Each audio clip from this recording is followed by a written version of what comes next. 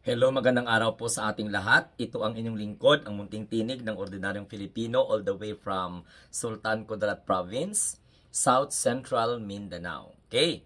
Kung kayo ay bago sa ating channel, huwag kalimutan mag-like, mag-share, and subscribe. And please don't forget to click the notification bell para lagi kayong updated every time na magkakaroon tayo ng mga activity, no? Katulad po ng pag-upload ng mga short videos at pagla-livestream.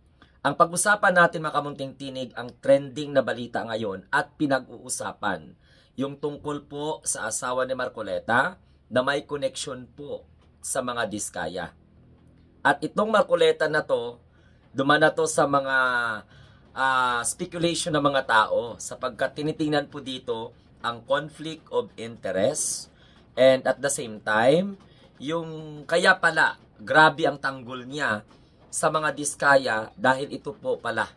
Itong bilyonaryo, mga kamunting tinig, meron po talaga silang nakita, no, na mga dokumento na kung saan nabisto ang koneksyon ng asawa nitong si Senador Rodante Marcoleta na ang dami na pong nagbabansag sa kanya ngayon na EPAL, no? Sa insurance company ng mag-asawang Curly at Sara Diskaya. For the information of everybody, backgrounder lang, ito mga Diskaya ay napabilang sa 15 kontraktor na kung saan ay pinangalanan ng ating mahal na Pangulong Bongbong Marcos after ibinunyag ng Pangulo ang flood control anomalies, mga ghost, at the same time, substandard. At ito pa mga kamunting tinig, itong Curly at saka Sara Diskaya, through their construction company, sila din po ang may kontrata, nakakuha ng kontrata para gawin ang tennis court ng Baguio City na kung saan idinipensa ni Magalong na legal daw at saka wala pong irregularity, wala pong problema, sumusunod daw po sa batas. Okay. Itong mga Diskaya ang gustong ipasok ni Rodante Marcoleta sa Witness Protection Program kahit isang beses pa lamang nag-appear sa Senado dahil ito po ang nagbunyag na mayroon daw di umanong mga congressman na sangkot po sa maanumalyang flood control kickback. Okay. So balik tayo sa pinag-usapan natin. Ang naturang insurance agency ay kabilang pa sa top 10 insurance company sa bansa. So kung titingnan po natin, nahahalungkat ngayon at nadidiscover ng taong bayan kasi asawa ni Rodante Marcoleta may koneksyon sa mag-asawang Diskaya. So very very clear talaga yung conflict of interest. Na kung saan ang asawa ni Rodante Marcoleta ay meron pong insurance company na nakipag-areglo o arrangement with the subject of the Senate investigation. So itong mag-asawang Sara at saka Curly Diskaya ay may insurance company. No? Na kung saan konektado. Sabi po ni Marcoleta, independent lang daw po. Investor. So, pero bakit? Ang tanong dito, mga kamunting tinig, hindi po dinisclose. Parang katulad ni Magalong ba? Ginawa siyang special advisor para sa Independent Commission for Infrastructure. Pero hindi niya dinisclose na ang local government ng Baguio under her mayorship ay nakakuha po, no? Or nakipag-connect sa mga Diskaya in a matter of 110 million. Regardless sa malinis, madumi, or whatsoever, kailangan i-disclose niya yun before accepting the job as a special advisor for ICI. Pero hindi niya dinisclose. Parang katulad din to na why was this not disclosed from the very beginning? Bakit hindi po ito sinabi sa umpisa pa lang? Kasi mga kamunting tinig, Marcoleta, kahit sabihin pa nating asawa niya ang may koneksyon sa insurance company ng mag-asawang Curly at Sara Diskaya, i-disclose na yun. Kasi, sa totoo lang, asawa niya eh. Immediate family member niya. Buti na lang kung ano, asawa niya talaga. No? Kontraktor ng gobyerno. Ang koneksyon ng kanyang asawa, insurance company pa talaga ng kanyang mga flood control projects. So dyan po mga kamunting tinig, tinatawag po dyan na sa batas, sakop kasi si Marcoleta. So dapat wala pong conflict of interest.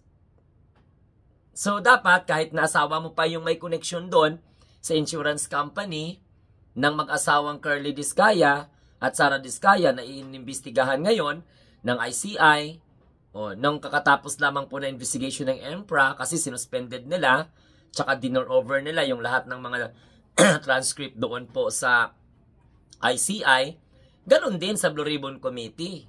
Under investigation din. Yung may-ari ng insurance company na konektado yung asawa mo. So therefore, for the sake of, for the principles of transparency and integrity, dapat i-disclose. No? Hindi po dapat pabayaan yun kasi naturalmente. Kaya ang ginamit po ng mata ng masa nasa bilyonaryo, tingnan ninyo, nabisto tuloy ang koneksyon ng asawa ni Marcoleta sa insurance company na pagmamay-ari ng mag-asawang Curly at saka Sara Diskaya. So yung kakulangan, yung hindi pag-disclose, hindi po yun basta-bastang pagkakamali o kakulangan. Yan po ay talagang klarong paglabag, no?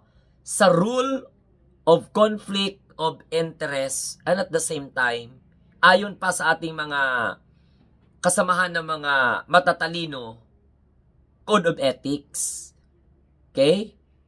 Codes of public trust. So pag na-violates yun, siyempre, mag-erode ang public trust dyan. So, ang ethical standard, you need to disclose. Meron akong asawa konektado sa ganito. Kasi, kontraktor po ng gobyerno ang mga Diskaya. So, ngayon, si ikaw ay isang senador, so you should disclose it. It doesn't mean na, hindi po ako yan. Asawa ko lang po yan. May nakikita po ang mga tao, kalaki-laki ng, what we call this, kalaki-laki pong, tarpaulin. doon po sa doon sa building na kung saan ay tinaguri ang opisina ng insurance company na konektado sa mga Diskaya, mga kamunting tinig. So kailangan talaga i-disclose. Pero hindi So ngayon, it clearly violates the principles of what we call this transparency and at the same time, accountability, integrity. So, yung hindi mo pag-disclose, hindi po simpleng pagkakamali lang yun. It directly violates the rules of conflict and interest at yan po ay magiging reason para masira ang tiwala ng taong bayan sa'yo. So this is more just a legal issue. Sobra pa to. Why? Because sa totoo lang, yung tinatawag na delikadesa, yung tinatawag na ethical governance,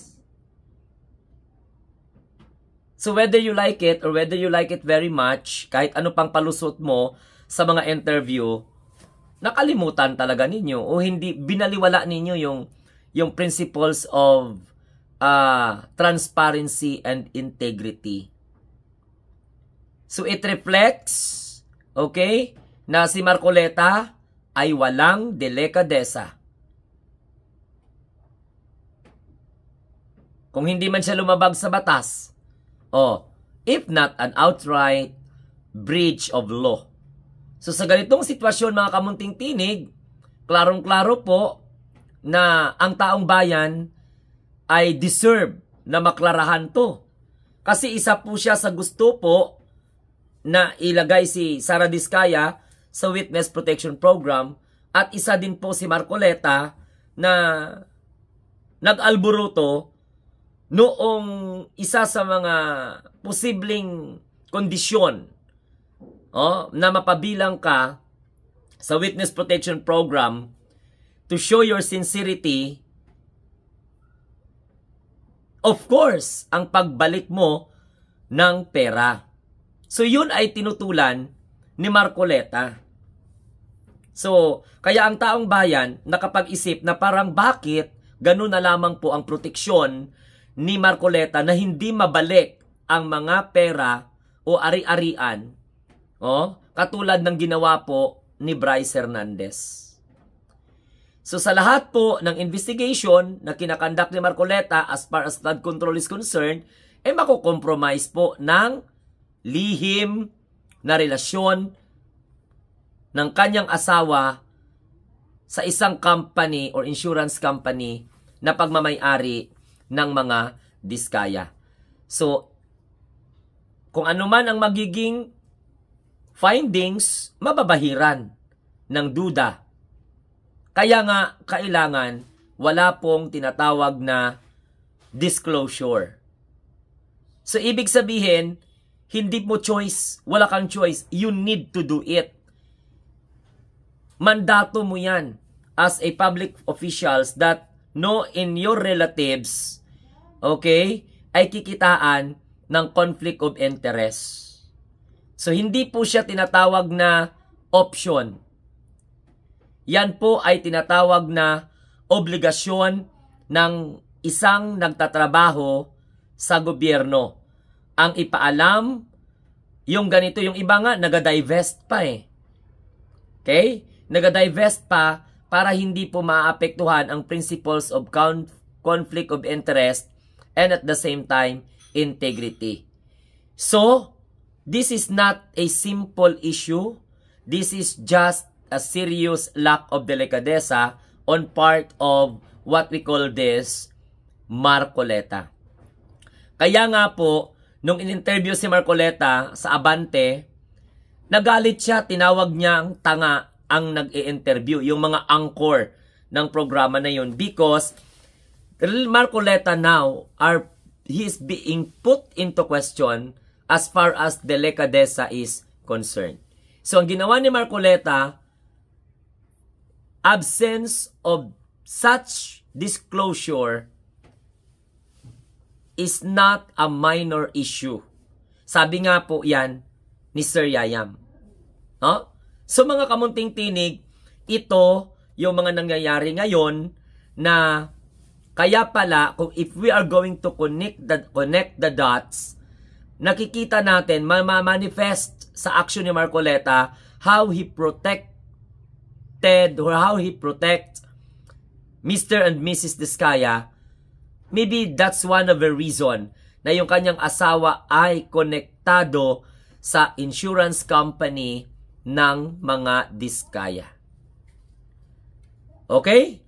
So yan lamang po mga kamunting tinig. Maraming salamat po. So klaro po yan. It is a clear conflict of interest. Serious. Klaro po yan. So, reflects a serious lack of delicadeza. So dapat nga mag-inhibit siya. Correct? Sa investigation. Take note, naging chairman pa siya ng Blue Ribbon Committee. Tapos ang iniimbestigahan, kasi napasama ang company ng mga Diskaya sa 15 contractor na ibinunyag po ng ating mahal na Pangulo. Tapos ikaw mag-head ka ng Blue Ribbon Committee without disclosing to the public, right? Because the public deserved, clarity, honesty, and accountability. So whatever investigations na kung saan andyan si Marcoleta, it compromised. Why? Because there's what we call lihim na relationship. At yan ang pagsosospetsahan. Which is valid. because anyone can doubt. So, meaning, because of that gesture actions and moves of Marcoleta in the Senate Blue Ribbon Committee as far as flood control is concerned, wherein Mr. and Mrs. Discayas affected, magkakaroon po talaga yan ng kompromiso sa findings ng anumang investigation, lalong-lalo na kung ang nag-iimbestiga walang iba kundi si Marcoleta na asawa niya ay konektado sa insurance company ng mga Diskaya. So kung kayo pa ay bago sa ating Munting Tinig channel, huwag kalimutan mag-share, mag-like, and mag-subscribe. And don't forget to click the notification bell para lagi kayong updated every time na magkakaroon po tayo ng mga activity katulad po ng pag-upload ng mga short videos, pagpapasurvey po natin, at ang mahalaga ay ang pag-live streaming. Ito po ang inyong lingkod, ang Munting Tinig ng Ordinaryong Filipino, na nagsasabi, tayo po ay ang mga bagong Pilipino sa bagong Pilipinas.